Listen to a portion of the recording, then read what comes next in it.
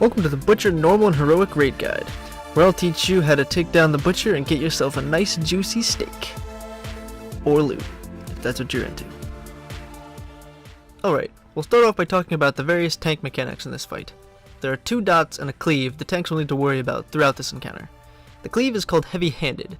Quite simply, the boss will hit his main target and the next closest target to that target with all of his attacks. You'll just need to keep an eye on the tank's health and not let either of them drop too low. If any melee are mispositioned or near the tanks for whatever reason, they may be hit by this attack and will most likely be killed. If either of the tanks is too far apart from the other, the main tank might be hit with both portions of the attack, and this will likely kill them. The 2 dots are called the Cleve and the Tenderizer. The Tenderizer is a strike that does significant damage and leaves a debuff that increases the damage they take from the next Tenderizer. Our tanks were taking 2 to 3 stacks of this before switching. The Cleaver leaves a bleed effect on the tanks. However, this bleed effect can and should be avoided as much as possible. Using your active mitigation skills, you want to manage this dot so it doesn't get too high on either of the tanks, though switching to drop these stacks is a lower priority to switching to drop the Tenderizer stacks. Periodically throughout the fight, the boss will cast Bounding Cleave, which is a raid-wide knockback.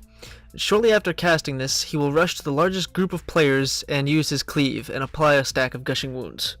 You'll have to be careful about who gets this Cleave and Gushing Wounds stack. If the tanks take it, they most likely won't be able to survive the extra damage, and this will cause a raid wipe. You'll have to be careful about the melee groups taking it also. If only half the group, say, takes the stack, then it's going to mess up the stacking mechanic, and many of them will probably die. The best way to solve this is to have a ranged group take it, and they'll have to just group up quickly after the knockback, and make sure your melee and tanks are spread apart so that the largest group of players on the map is the ranged group that otherwise has nothing to worry about throughout the rest of the encounter. The main DPS mechanic in this fight is called Cleave, along with the debuff called Gushing Wounds. The boss will periodically cast Cleave on the largest clump of players within melee range of him. If there are no clump of players, he will just hit the tanks and give them stacks of Gushing Wounds, which is increased damage that they really can't take. The Gushing Wound bleed will do significant amounts of damage, especially in the 3 and 4 stack range. Once the players get to a 5th stack, they will instantly die. The last ability we'll talk about is yet another tank mechanic. It's called Meathook. Quite simply, the boss will throw out a Meathook and drag his target back into melee range. This really isn't a problem, and will only really ever come up during the Bounding Cleave. The idea here is, if the tanks don't get back within melee range of the boss shortly after the cleave, he will just bring one of them in, and the key here is one of them. This will mean that that one tank will probably be hit with both hits of the heavy-handed, which if the tank isn't topped off will most likely kill him. It might also hit them with either the Tenderizer or the Cleaver, giving them unwanted stacks on the wrong tank, which could also cause a raid wipe. There's plenty of time after the Bounding Cleave to get repositioned and have the tanks back together, so this shouldn't be a problem, but just be aware of it. Alright, this is the positioning my guild uses for this boss. We tank him right in the middle, and we have a star and square stack points for the melee groups that are soaking cleaves. We then have another stack point behind the boss a ways for our ranged DPS and our healers to stand. This is the point that our ranged DPS and healers will want to make sure they stack on for the Bounding Cleave. Our guild has a lot of ranged DPS and healers, so there was really no chance that either of our melee groups or tanks would be hit by the Bounding Cleave by accident. However, if your guild has an excess of melee, you'll want to take this into consideration. You might need the melee to spread out after the Bounding Cleave goes out to make sure that the actual cleave stack goes on a ranged group, and neither of the melee groups take the stack.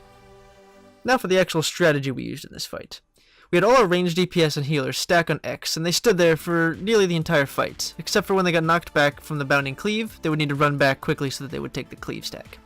We split up our melee into 2 groups for soaking the cleaves. We had half of them on star and half of them on square.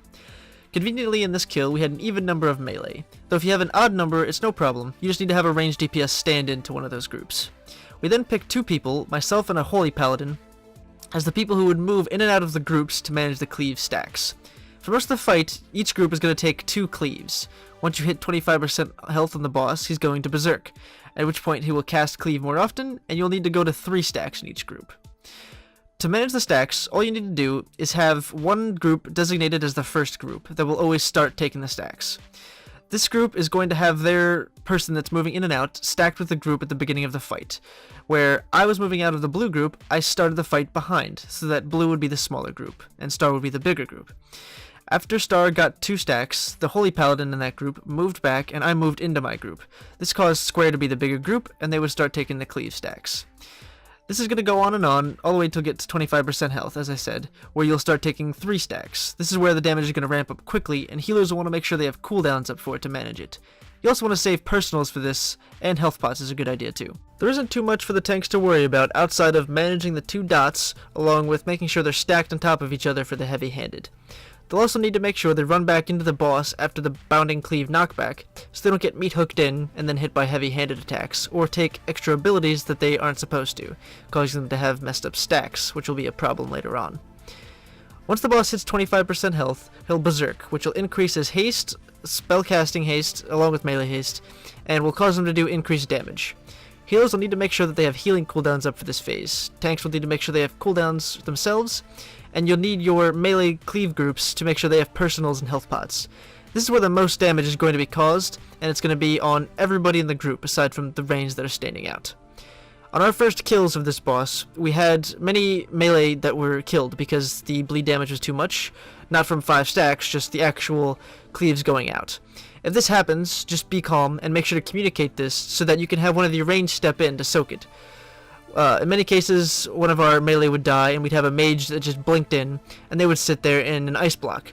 This way the groups are still the correct number and the mage would be able to survive. Their DPS obviously would be lower, but as long as you kill the boss, it doesn't really matter, right? The boss itself will take some practice. He is a heavy DPS check, but the mechanics aren't too difficult. So good luck. And when you meet the butcher, tell him he still owes me my damn steak.